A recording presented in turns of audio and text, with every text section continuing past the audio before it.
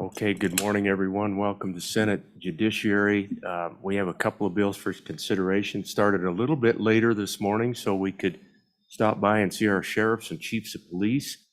I wish everyone could have seen the presentation last night. I was lucky enough to sit in on a presentation from a gentleman down in Colorado who expounded for quite some time on the impacts of 10 years of legalization of marijuana down in Colorado, and it was absolutely fascinating. Lots for us to consider. In fact, it was so good, I'm going to try to perhaps committee get that back for us in our first meeting during the interim. It just had a wealth of information. Anyway, very enjoyable night, and we had a good morning saying hi to those folks. We have two up this morning, House Bill 9, Juvenile Courts Concurrent Jurisdiction Clarification, and House Bill 13, Office of Guardian Ad Litem Program References. Let's get started, committee, with House Bill 009. This is a joint judiciary interim committee bill. Not to put you on the spot, Senator Cooper, but do you recall the visit on this bill during the interim? Excuse me, Mr. Chairman, I don't. Okay. Mr. Chairman, excuse me, but I really don't remember the conversations on it. I remember the bill that it just doesn't, I don't remember the testimonies. Director, would you be willing to come forward and offer any thoughts that you would have on this?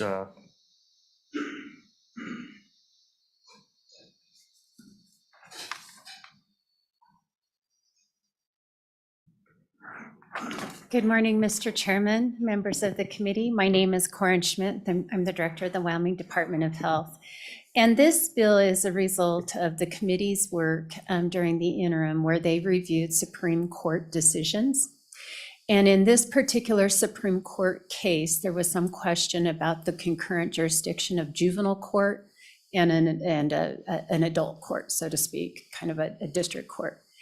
And I think if I recall the issue, there was a case that came before them where the crime was committed while the youth was a youth. However, that person wasn't charged until they were an adult. And so the court had suggested in the opinion that there be some consideration to make that more clear in the statute. So what this bill essentially does is it says specifically the juvenile court has jurisdiction, concurrent jurisdiction. So the prosecutor could make a determination about whether to file the case in juvenile court or to file the case as an adult charge. It just clarified some of the question that was left by the Supreme Court case. And I hope any attorney that's listening isn't highly annoyed with me now. Director, really appreciate you being here to catch us up on that. Any questions of the director? Thoughts or questions? That certainly makes sense. Thank you so much for helping us on this little bill. Let's go to anyone else who'd like to come up and testify on House Bill 9. Is there anyone else who would like to come forward? Please join the director up here. That'd be great. Good morning. I'm Joe Belcher. I'm the director of the Wyoming Office of Guardian Ad Litem, and I would support this bill. It gives prosecutors leeway and discretion on how to charge a juvenile, depending on a number of factors, before they go right to an adult court or district court setting. And so it gives them time to evaluate the youth, evaluations, examinations, and those type of things to see what is the appropriate court to try the juvenile in. And so I support that, and just gives it a little bit of clarity of what the prosecution office can do in that situation. Director Belcher, it's nice to see you this morning. Appreciate it. We're kind of a new committee, still getting our wings and still getting to know all of you that we'll be working with over the next couple of years. Appreciate you being here. Any questions? Go ahead, Senator Cooper first, and then we'll come to Senator Schuler. Thank you, Mr. Chairman. Director, it's starting to come back to me a little bit. You got to retrain me about every morning, but as the system stands now, if they turn is it 18 or 21, 18, I believe it is, before they are charged or before they go to court, then they are charged as an adult. And this gives us leeway to do it either way. Is that correct? Is that what we're doing? Director Belcher, go ahead. Thank you, Chairman Landon. Senator Cooper, I believe the way I read the bill, it's just, it allows that prosecutor, again, gives them some more clarity on how to do that charging document for the juvenile. Let's go to Senator Schuler and then back to Senator Case. Director, did you have something to add? Please do. Mr. Chairman, Senator Cooper, in terms of your question, what the Supreme Court case did was decided that they did have jurisdiction, but it was based on the facts of the case. And that's where the Supreme Court said it would be nice to have a little bit more definitive clarification, because they went back to intent and they tried to review it. But this was just to make sure that it was clear from here on out that, yes, there is concurrent jurisdiction. Okay, Senator Schuler? Thank you, Mr. Chairman. My question is follows along that line for the most part. Either one of you can answer this if you could. What is the general lag time between the time a person gets charged and when they actually see their case go through the courts? Do you have any idea on that? Director Belcher, you want to tackle Chairman that one? Landon, Senator Schuler, you're kind of talking to the two wrong people for that. That's kind of out of our purview. I don't know. I wouldn't want to venture a guess. I'm sure it depends on your jurisdiction, county, those type of things, on how long between charging document is filed and the juvenile shows up for his arraignment or initial hearing, depending on what court he is in or she is in. Senator, or to follow up, go ahead. And I think Senator Schuler. maybe Director Schmidt also. In this particular case that you talked about, what was the situation there? Do you remember? I mean, I'm just kind of wondering, are they waiting around for 6 months? And maybe that's when a birthday happens, or is it a year, or is it, I mean, does it really depend on the county or the prosecutor or just what? Go ahead, Director. Mr. Chairman, Senator Schuler, I think at large part it depends on the crime and how quickly they can either prove, not prove that there in fact was a crime and then charge. I do want to draw your attention to the amendment that was made in the House that's on the second page. And I think what the intent of that kind of gets at Senator Schuler's question about time frame. And the committee on the House side had discussed, and it passed on the floor, this idea of making sure that we weren't letting that extend too long. So this says 21. So we would not expect to see a 22-year-old get charged in juvenile court because the crime had been committed when they were 17. This puts some time frame on it that might get it where you're going. Oh, Ms. Pitt, are you okay with that amendment on the House? Mr. Chairman, yes, we actually are very okay with it. We had some concern, not enough to raise any eyebrows, but some concern about the older the person gets, the less we can do. So many of our services really, some end at 18, some end at 21, depending on the circumstances. But in terms of appropriate placement, we're very limited. And so there, at some point, would be very little reason to charge in juvenile court. This just says specifically if they're 21, so you could kind of see how maybe that time frame would apply. Thank you for that. Senator Schuler, you good? Yeah. Okay, Senator Case. Permission to ask a stupid question? So I usually reserve that for myself, but go ahead. oh yeah, I do remember when we lowered the age of majority from 19 to 18 or I'm sorry, raised it from 18 to, let me think about how we did this. Yeah, from 19 to 18. So it moved a lot of these cases from juvenile to adult court. And I remember at the time, that was a long time ago, the department was very supportive. It was a kind of, I never thought it was the right thing to do because there were 18-year-olds in high school, for example, and that's problematic. Then you're mixing an adult population, and I thought that was a bad move on our part. But anyway, now I sit here and think about this, and I understand that with respect to juvenile courts and the sentencing alternatives and the population of persons that are in the juvenile population, you don't want adults with the juvenile population in the sentencing world. And I get all that, but part of me has this dumb question too, that if the crime was committed as a juvenile, why wouldn't the juvenile jurisdictions, not necessarily every aspect of it, not mixing people, but why wouldn't that be brought as with the theory that it was as a juvenile?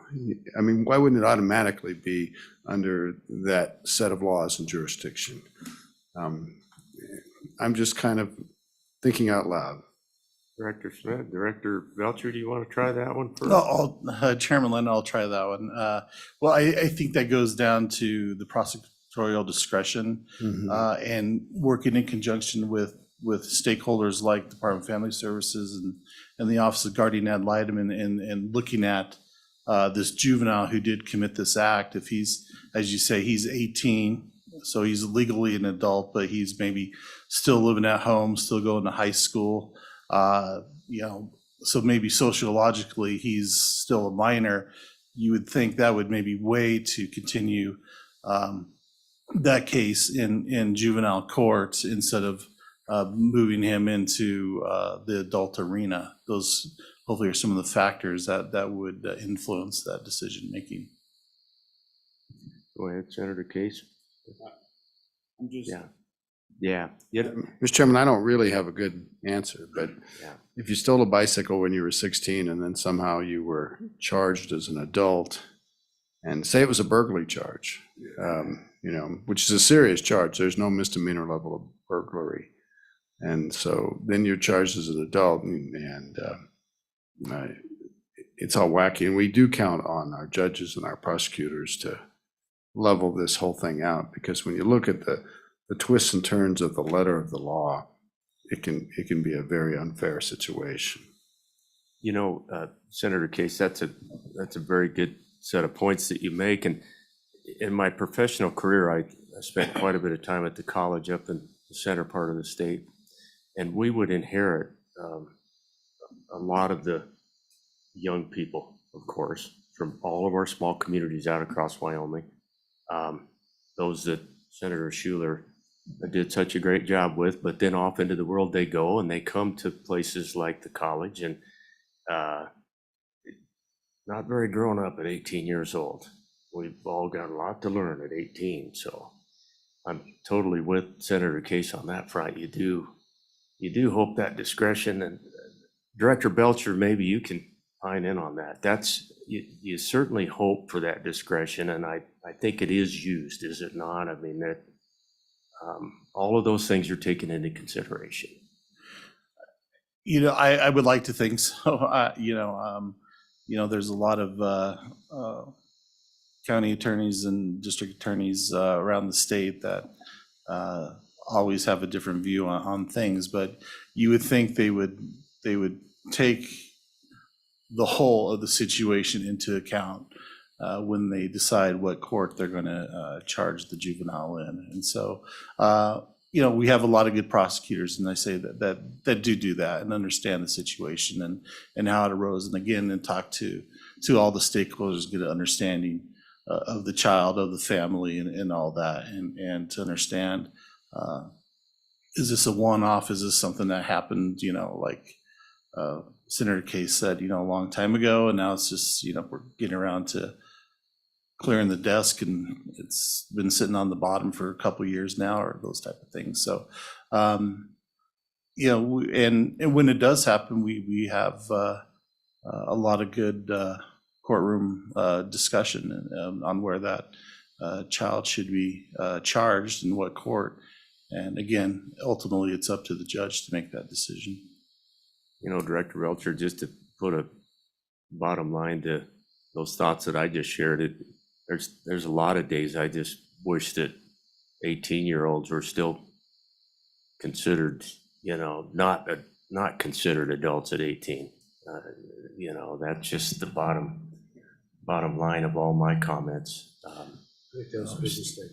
Still a lot of growing up to do at that age, and Mr. we did Chairman? the best we could to help them. But anyway, Senator Cooper. I'd have to disagree with you on that, because I remember back when I was 18, I pretty well had everything filled out.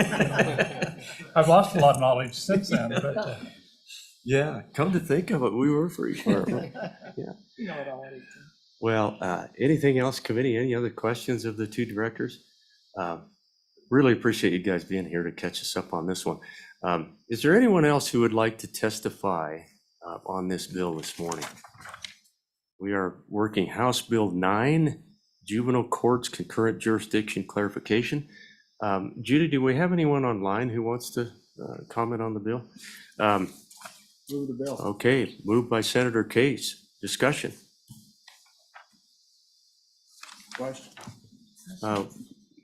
Question having been called, Judy, please take roll on House Bill 9. Senator Case, Aye. Senator Cooper, Aye. Senator Furphy, Aye. Senator Schuler, Aye. Chairman Landon. Aye. Mr. Chairman, there are 5 ayes on House Bill 9 in gross. Thank you, Judy. So House Bill 9 has passed the Judiciary Committee. We'll go upstairs. Anybody have a burning desire to present this on the floor? I'd be happy to. Senator Case, thank you. That's, and you've got the coach right there beside you, so that should help. Yeah, you're set. Thank you, too. Thank you very much. Director Smith, it's good to see you. I don't know if you're going to stick around for this next one, maybe not. If not, thank you. It's good to see you. Going to leave him to his own devices, huh? There you go. Well, have a great day, Director. Thank you. Always good to see you. Thanks. So House Bill 13, Office of Guardian Ad Litem Program References. This is a good little joint Judiciary interim committee bill, and it comes over from the House side All messed up. in white, by golly. It's a white one, which means they didn't do much to it. So I'm going to ask Director Belcher to walk us through House Bill 13, Director, if you would. Sure. Thank you, Chairman Landon.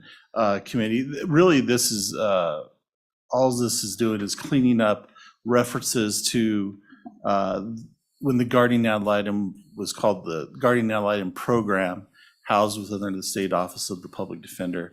And so when we moved out from the State Office of the Public Defender and became an independent agency in 2020, this bill just kind of clarifies or kind of cleans up the language within the juvenile statute. So where it might say Guardian Ad Litem Program, it will be changed to the Wyoming Office of Guardian Ad Litem and those type of things. So it's just really a language cleanup bill.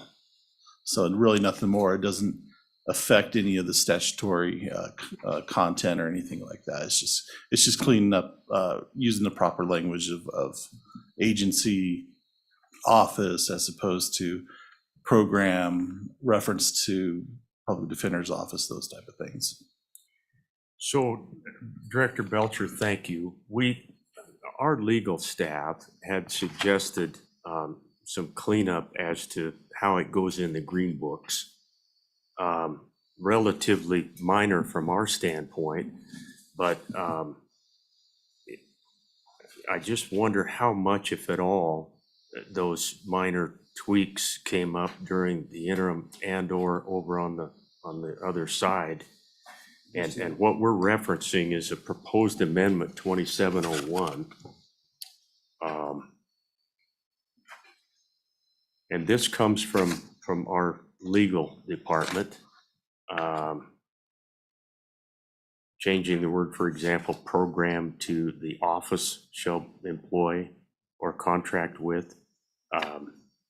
Don't mean to catch you on the fly here, but I was made to understand that those considerations were placed in the bill during the interim, and I just wondered if there was much conversation about that little bit of cleanup that they're suggesting. I did, Chairman Lynn, I did have some discussion with the Attorney General who's working on in conjunction with this, and there's nothing in here that really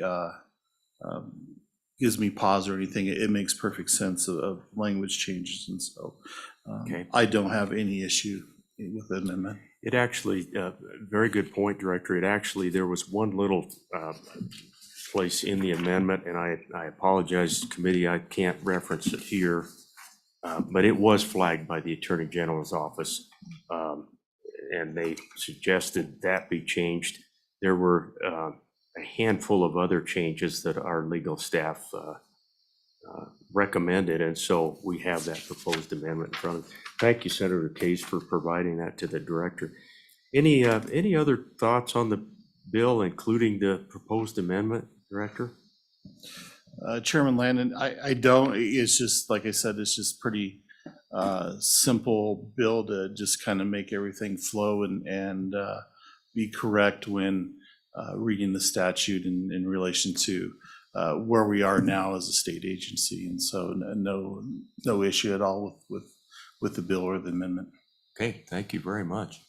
Is there any questions in the, go ahead, Senator Cooper. Mr. Chairman, thank you.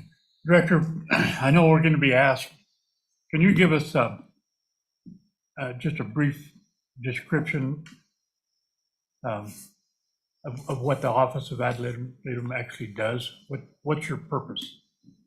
Chairman Lanner, Senator Cooper, the Wyoming Office of Guardian Ad litem is statutorily appointed to represent juveniles that are involved in abuse and neglect cases around the state of Wyoming.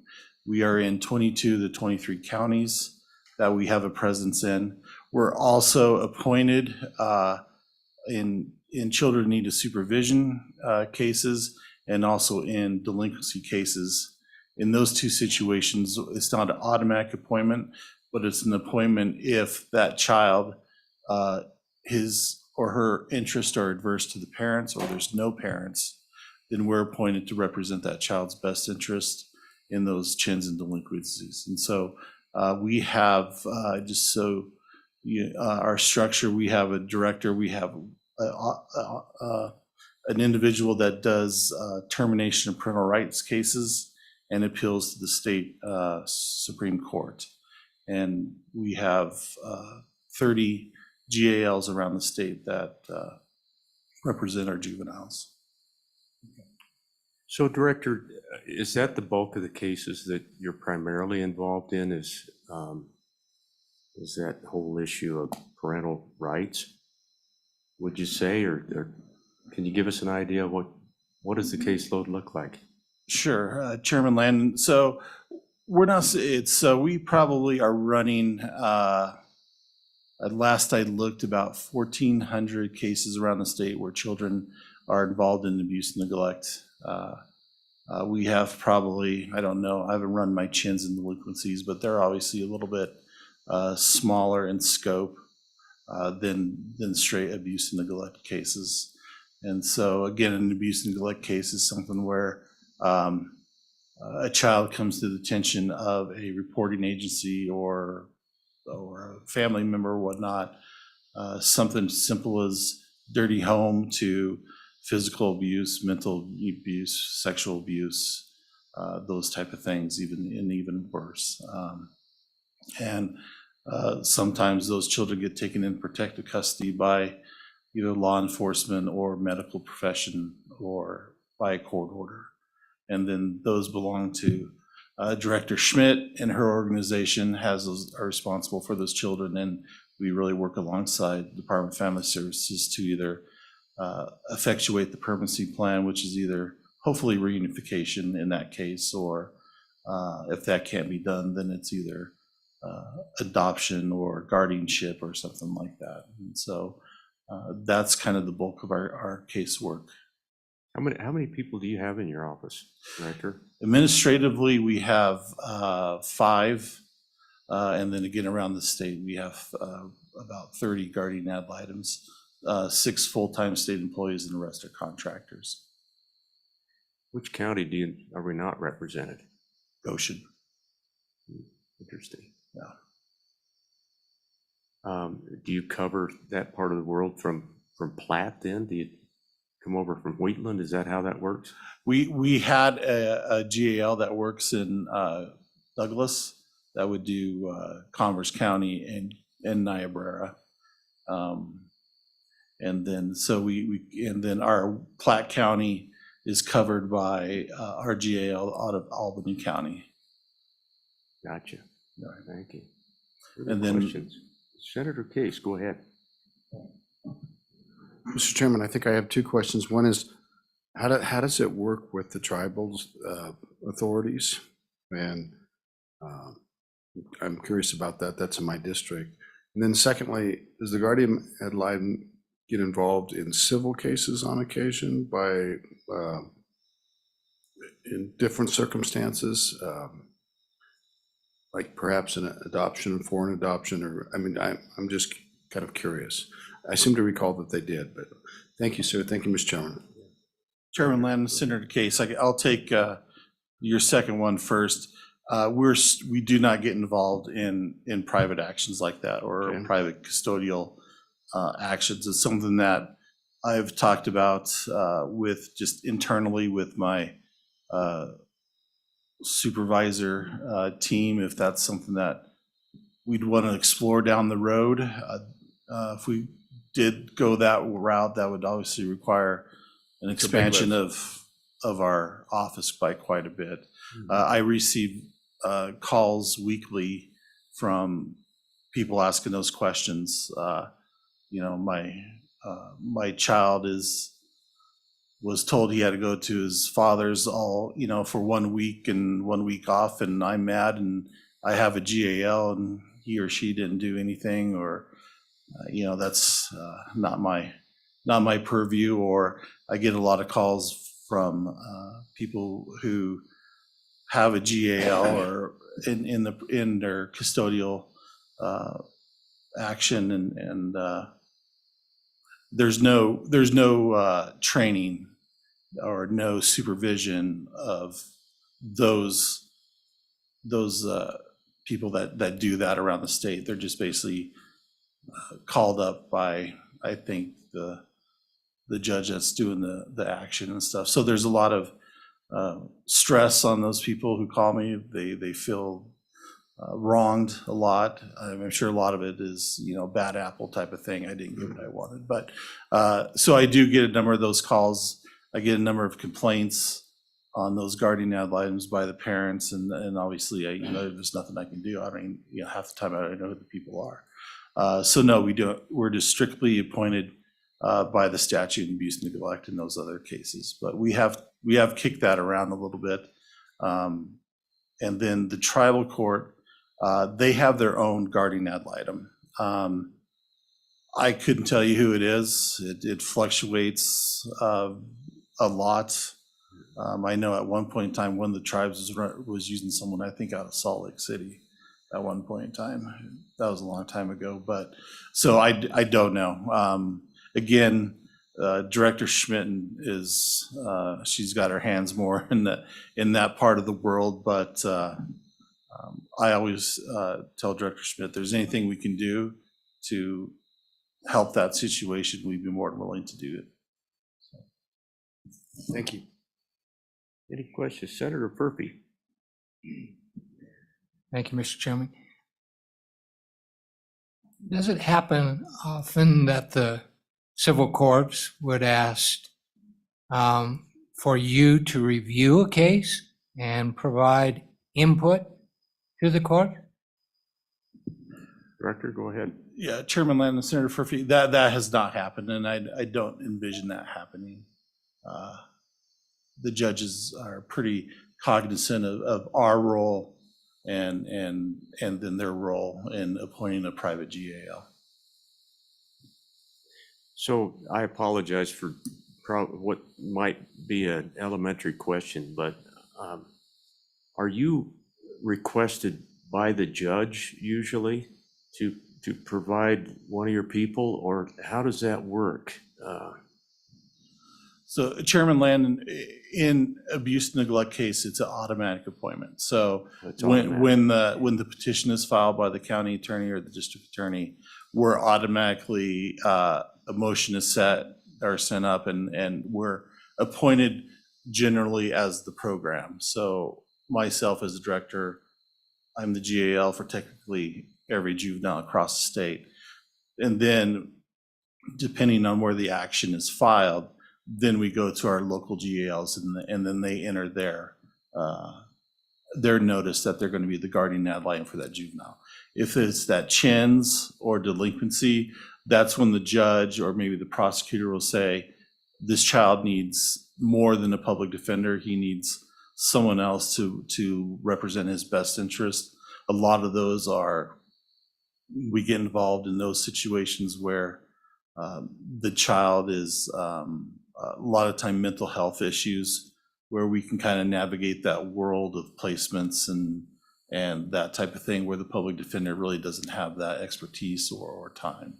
And so we see a lot of ourselves in those cases. So your GALs out across the state are all attorneys, I assume? That's correct. And are they in private practice, and then they just contract with our office here? Chairman Landon, some of our contract attorneys, that's all they do is just GAL work. And then some, yes, have a split practice where they do guardian ad litem work and then whatever they do on their own in their community.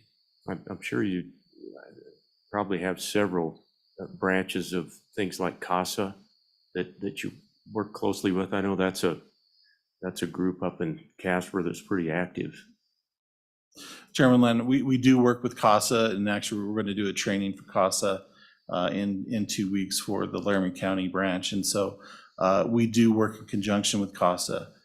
They're appointed in abuse neglect cases.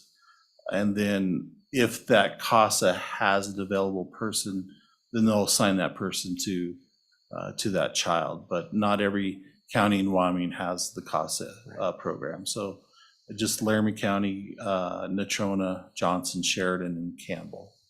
Gotcha. The court-appointed special advocates. Correct. Right? Okay. Correct. Thank you, Director. Really appreciate that background. Helps us up on the floor, but we look forward to working with you as we go forward, and that was very informative. Any other questions, committee? Okay. Is there anyone else who would like to testify on House Bill 13? Anyone else in the room? Judy, anyone online this morning? Okay, I'm going to close testimony. What's your pleasure on this bill, committee? Moved by Senator Cooper. Discussion. Does anyone want to consider moving an amendment by any chance? I'd like to move an amendment, Mr. Chairman. Senator Case, I thought maybe you'd step up on that. Right. I'd like to move this one. Okay. Committee, discussion on the amendment. I think we talked it over pretty well, and the director has looked at it. Any discussion? Okay, all in favor of Senator Case's motion to adopt the proposed amendment, please say aye. Aye. Any opposed, no? Okay, that's a cleanup amendment that will stand as a standing committee amendment up on the floor, suggested by our legal staff. Anything else on the bill? Okay, Judy, would you please take roll on House Bill 13?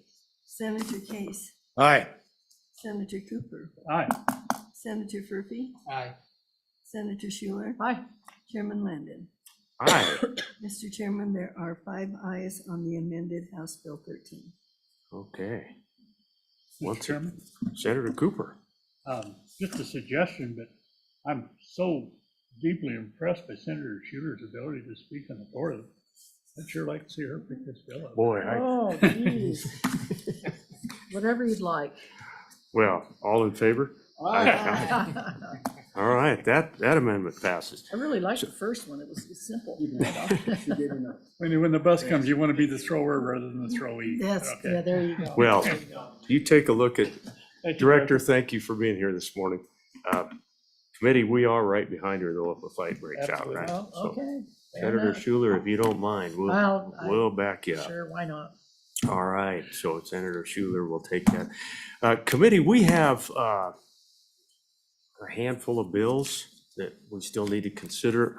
I'm inclined to take up about 3 of them. I'll get with Judy and Friday morning, but I'm never quite sure what we're up to in the chamber. I think we're going to be in on Friday. I would imagine we'll start a little bit early, so I'm inclined to just start at 8 and get done what we can get done.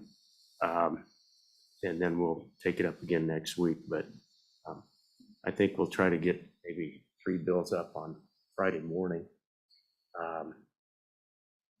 We are in the process of putting together some dates, looking at the end of April, the first week in September, and November for our 3 interim meetings. So let me know if there's any deep concerns or if there's dates you absolutely can't meet. We'll do our best to take that under consideration. And 2 weeks from now, I'm looking at 2 other chairmen here. We all have to have interim topics turned in. So be thinking. We've had some things come up in family violence. A bill on strangulation that was not considered by our president. And then an issue on stalking. So we may look at a little piece of the family violence statutes, for example. There's been a couple of other things come up, so. And I've got a couple of proposals too I'd like to throw in the mix, see what you think. So, Senator Case, we had that, Senator Beitman brought an issue that I think Grandparents. that Yeah. may rise to us wanting to take a look in the interim at the, you might remember the parental rights issue that we right, discussed with grandparent statute.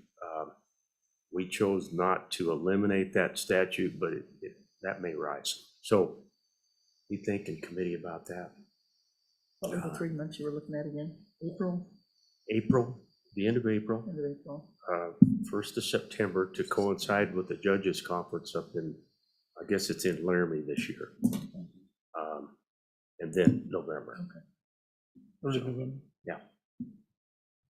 So, okay, anything else for the good of the cause, committee?